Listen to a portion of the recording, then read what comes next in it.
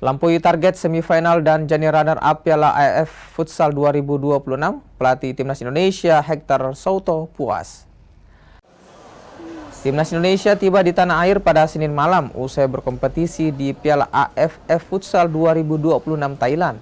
Meski gagal mempertahankan tahta juara, Garuda Futsal mampu menampilkan performa apik selama di Thailand. Bahkan dengan pemain yang berbeda dari skuad Piala Asia, plus waktu latihan minim, Angga Aryansyah dan juga kolega mampu menembus final dan meraih runner-up. Ini melampaui target federasi yakni lolos ke semifinal.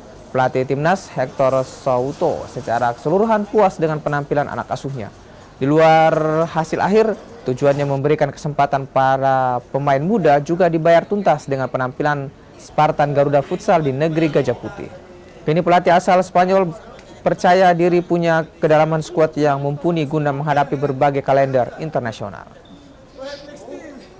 We are going with the golden generation of futsal Indonesia, that is Iqbal, Ancha, Rio, etc., Albagir also, and these players. But we need to incorporate new players to create a consistent ecosystem for futsal, and this is what we are focusing. I was criticized for calling some of these players, and they show that they did really well. They did really good, and that Indonesia have more than 14 players to play international tournaments with good level, and that's the most important thing.